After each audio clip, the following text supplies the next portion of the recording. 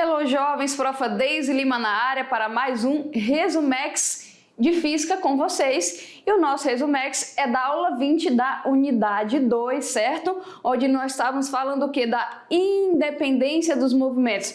Como assim, professor, independência dos movimentos? São aqueles movimentos que acontecem de maneira simultânea e que um não interfere no outro.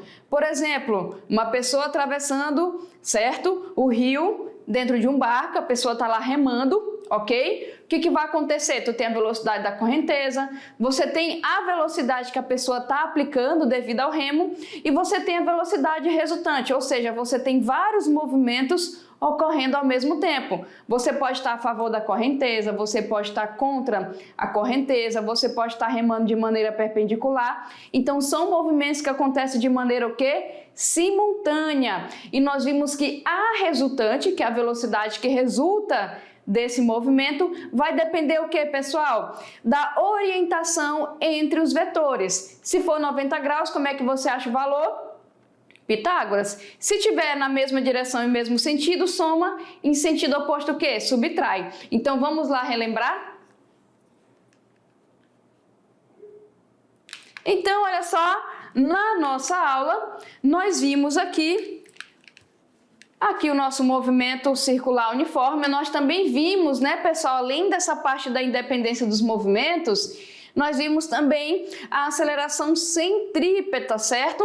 A aceleração centrípeta, ela está relacionada à mudança na direção do movimento do corpo, certo? Então, em cada ponto considerado, a gente tem essa mudança de direção e está unindo o corpo ao centro, e essa aceleração nós achamos através do quê? Do valor da velocidade ao quadrado dividido pelo raio, certo? Ok? E nós vimos que junto com essa aceleração está ligada uma força centrípeta, que nós vamos trabalhar mais lá nas leis de Newton, certo? E também uma pseudo-força, né, pessoal? Que é aquela que está ligada aqui à parte oposta à força centrípeta, que é a força centrífuga, ok? Bom, nós vimos também, como nós estávamos falando aqui no início, pelo princípio de Galileu, da independência dos movimentos. Como eu falei para vocês, os movimentos apresentam a mesma duração de tempo, porém pode ser estudado separadamente e não depende um dos outros, certo? E a velocidade para o objeto será resultante das velocidades, certo? Então, olha só, vem aqui comigo.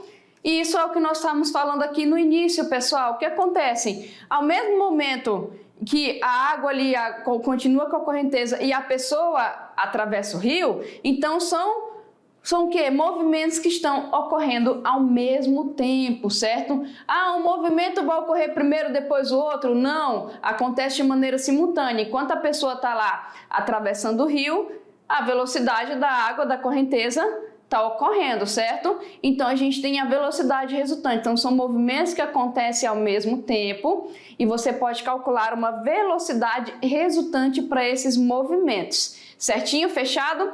Ó, vou deixar vocês aí resolvendo algumas questões, tá? E depois eu volto. Até mais.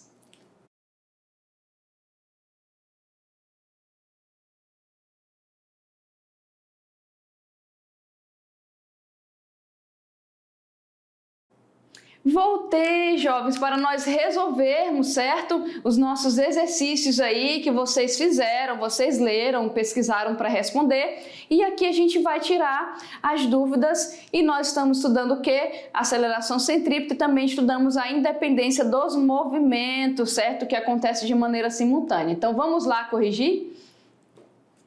Então, aqui, olha só, o que nós vamos fazer? Vamos começar, claro, pela questão 1. Olha aí o esporte que eu gosto demais, o ciclismo, certo?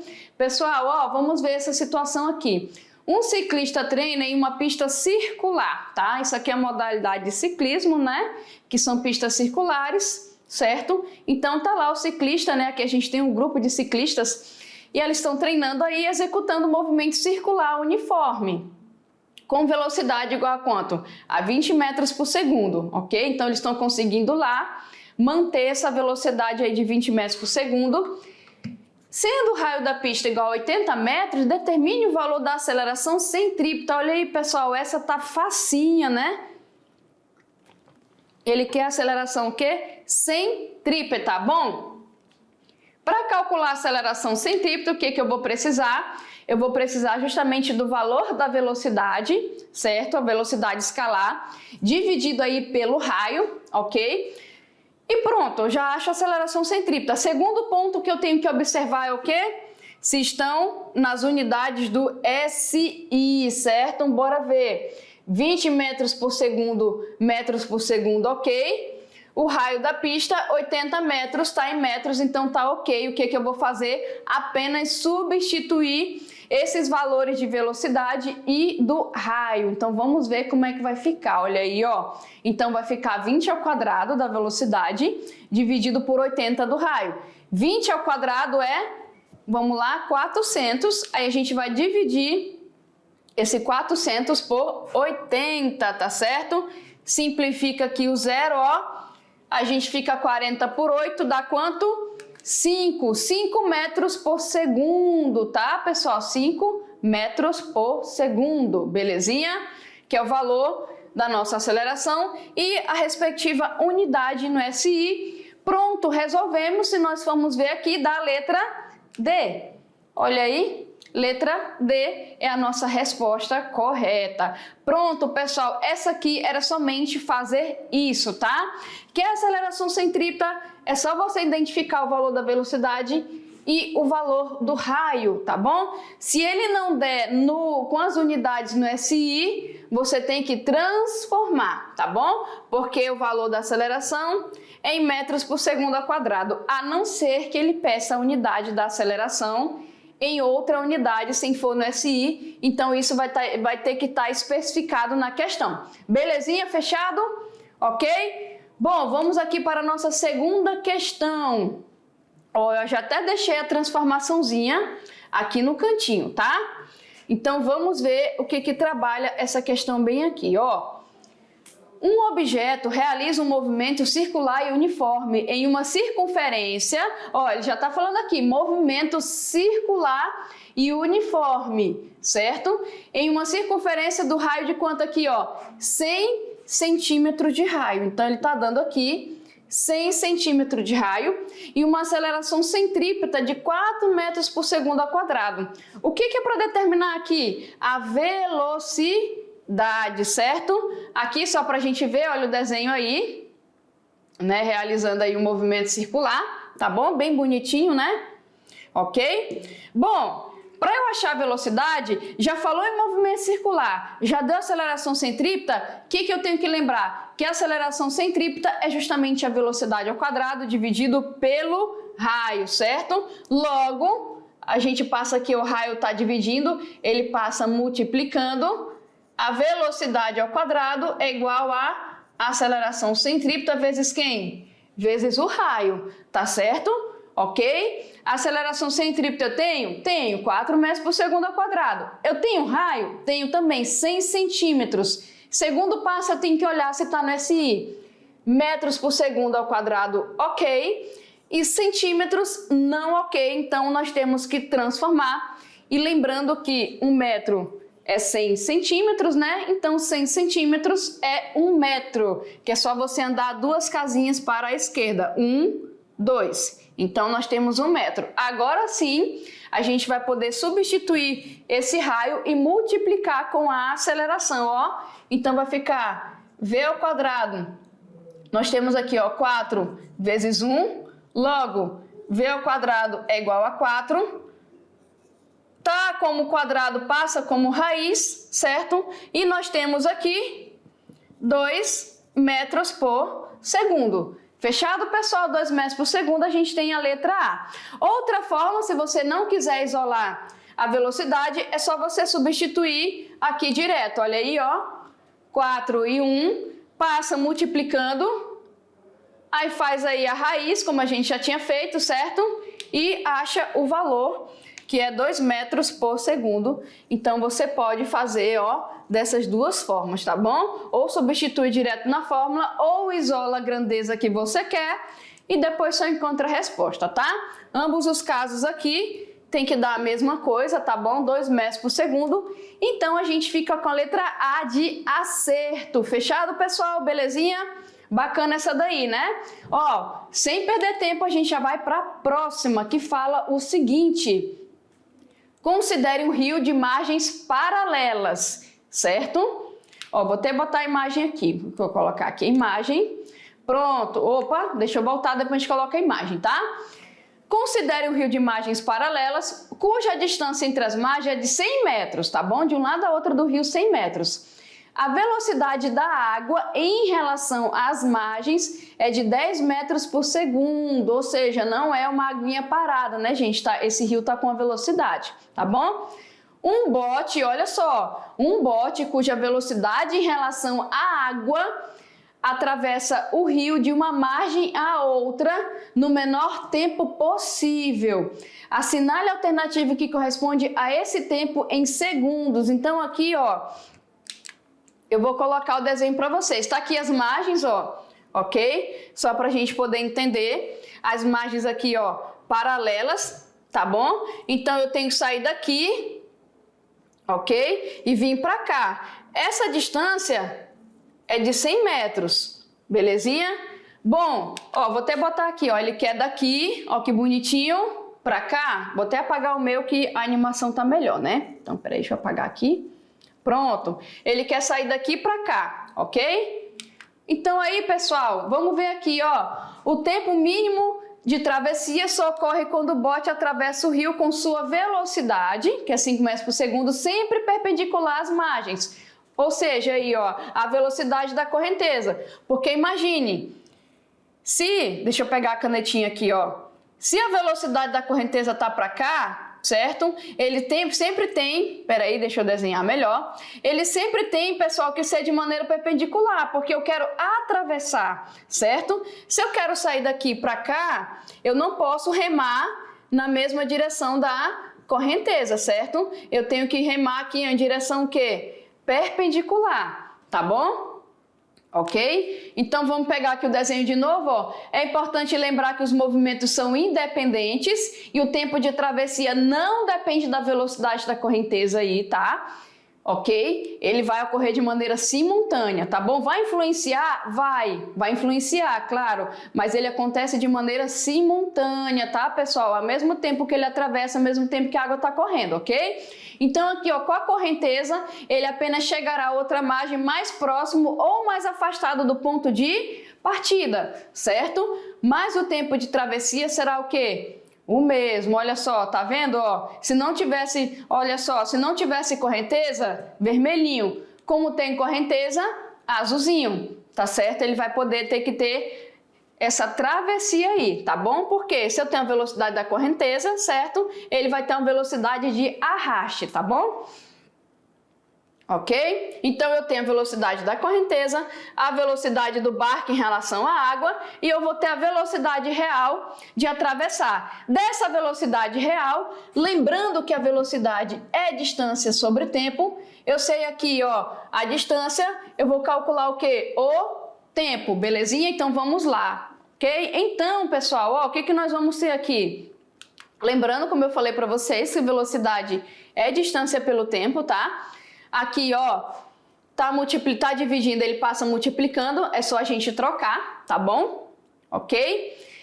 Lembrando, pessoal, aqui, ó, o que vai acontecer? O que ele deu lá no nosso exercício? Deixa eu voltar aqui rapidinho, olha. Deixa eu pegar aqui. O que ele deu aqui no nosso exercício, ó? O tempo mínimo de travessia só ocorre quando o bote atravessa o rio com a sua velocidade. 5 metros por segundo, sempre perpendicular às margens. Então, ele anda 5 metros de distância a cada segundo de movimento, certo? Então, tu tem 5 metros por segundo, que é a nossa velocidade, tá bom? Então, se tu tem a velocidade, qual é a distância que eu tenho que fazer? 100. Então, eu já consigo achar o meu tempo através disso daí, ok? Então, tá ali, ó. Vamos pegar a distância, dividir pela velocidade, nós vamos ter um tempo quanto de 20 segundos, pessoal, olha só, porque, como eu falei para vocês, esses movimentos ocorrem de maneira simultânea, tá bom? Então, um não interfere no outro. Se ele tem que atravessar no menor tempo possível, ele vai usar a velocidade que ele tem, que é de 5 metros por segundo. Atravessando uma distância de 100 metros, ele tem que fazer isso em 20 segundos. Fechadinho? Letra E de exata, tá? Olha só, tá chegando na telinha nossa última questão de hoje, que fala o seguinte, olha só, jovens, vamos ver aqui, ó. Duas cidades A e B distam entre si 400 quilômetros. Da cidade A parte um móvel P, ok? Dirigindo-se para a cidade B, tá? Então, tu tem aqui, ó, uma cidade aqui, vamos imaginar outra aqui, ok? A distância de separação aqui, ó, é de 400 quilômetros, certo? E vai sair do A, tá bom? Ele vai sair aqui, ó, um ponto P, ele vai para a cidade B. No mesmo instante que lá do B serve, certo? Sai o quê? Um Q para o A. Então, eu vou ter aqui, ó, eu vou ter o P, ele tá indo para cá, e o Q, ele tá saindo daqui e indo para cá, certo? Ou seja, são coisas que estão ocorrendo de maneira simultânea, tá bom? Os pontos P e Q executam movimentos uniformes, ou seja, com velocidade constante, e suas velocidades escalares são em módulo de 30 e 50. Então, esse cara aqui, ó, está a 50 km por hora, e esse outro cara aqui, deixa eu pegar a canetinha azul, está a 30 km por hora. Belezinha? Ok? Então, olha só. Respectivamente, a distância, pessoal, de A ao ponto de encontro dos móveis P e Q vale, ou seja, o que vai acontecer aqui? Ó, eles vão se encontrar, certo? Em algum momento aqui, eles vão se encontrar. Então, imagine que o ponto de encontro seja aqui. Aqui ocorreu o ponto de encontro entre P e Q. Ele quer saber justamente essa distância. Então, essa distância aqui, certo? Vai ser quanto? A distância total menos a distância aqui, certo? Do ponto de encontro, ok? Que nós vamos ter que calcular, tá? Aqui, ó, sem querer eu tinha colocado letra B, mas eu vou mostrar para vocês como é que a gente faz esse cálculo aqui, ok? Então, eu quero achar o ponto de encontro, em que ponto, em que posição eles vão se encontrar. Dessa posição, eu vou subtrair o total para poder achar o nosso pontinho ali, a nossa distância que ele quer, tá certo? Lembrando que esses movimentos ocorrem de maneira simultânea, tá? Então, olha só, o corpo P, o que acontece com ele? A distância do ponto de encontro, certo? Vai ser o quê? É de onde eu saio, mais a minha velocidade, vezes o tempo em que ocorre isso, certo? Ok? Bom, se o ponto P sai do A, o A ele é a origem, eu posso falar que é 0. Eu vou deixar aqui, fechou? Fechou. A velocidade dele é 30, vezes o tempo que eu não tenho, eu vou deixar aqui, tá? Esse é para o nosso ponto de encontro do T. O Q, gente, vai ser a mesma coisa, ok? Mas só que o Q, ele já está no final, ele já está lá no 400. Então, ele vai sair do 400 e vai voltar. Como ele está voltando no sentido contrário, como nós já vimos, é negativo para a velocidade, porque é sentido oposto à trajetória. Então, fica pronto. Pessoal, ó, vou até colocar aqui rapidinho a figura anterior que eu fiz o desenhozinho para vocês. Olha só, eles não vão se encontrar aqui? Vocês concordam que para eu ter o encontro, o que tem que acontecer? E isso ocorre ao mesmo tempo, certo? Porque não tem como eu falar que em 10 segundos o P se encontra com o Q, se eu falar que o Q encontra o P só em 11 segundos. Não, o tempo, o Q, tem que ser simultâneo. Então, é 10 segundos o ponto de encontro entre P e Q, por exemplo. Entre Q e P é a mesma coisa, tá certo? Então, significa que o tempo de encontro tem que ser igual, porque eles têm que se encontrar, tá certo? Ok, se eles têm que se encontrar, isso vai ocorrer esse tempo de acordo com essa velocidade aqui, ok. Mas quando eles se encontram, eles estão no mesmo ponto de distância, tá certo? Estão no mesmo ponto de distância. Ou seja, o tempo de encontro deles é simultâneo. Não depende, certo? De onde cada um saiu aqui. Ok? Então esse vai levar um tempo e esse vai levar o mesmo tempo, mas só que de acordo com as características dele. Mas a posição é sempre igual. Se a posição, deixa eu colocar aqui, ó. Se a posição é sempre igual, o que vai ocorrer então? Deixa eu só passar aqui. Eu tenho que igualar essas posições aqui, porque elas são iguais. Logo, se eu igualar essas posições aí, porque eu sei que elas são iguais, ó, o que vai acontecer? Eu vou encontrar o tempo de encontro, que foi o que eu falei para vocês, ó. Colocando esse tempo de encontro aí, ó, nós vamos ter, divide aqui, 5 horas, né, gente? Porque a gente está trabalhando lá em quilômetros por hora, tá certo? Então, eu tenho 5 horas do ponto de encontro, tá bom? 5 horas desse ponto de encontro aí. Que distância vai ser? Agora eu vou pegar qualquer um. Vou pegar esse aqui que é mais fácil e vou multiplicar esse tempo por quanto? Por 5. Eles vão se encontrar onde?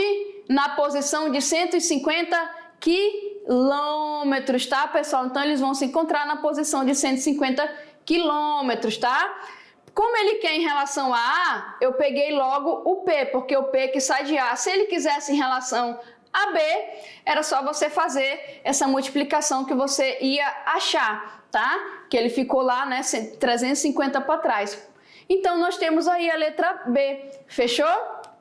Belezinha, pessoal? Isso daí é bem bastante de movimento uniforme. Quando você tem movimentos ocorrendo de maneira simultânea e tem ponto de encontro, é só você igualar as posições, tá certo? Aí você vai encontrar o tempo, substitui de novo numa posição daquelas lá, como ele quer a distância do A até o ponto de encontro, é só jogar na primeira função que você acha. Belezinha? Fechado? Bom, mas depois eu estou de volta com mais conteúdo de física para vocês. Tchau, tchau!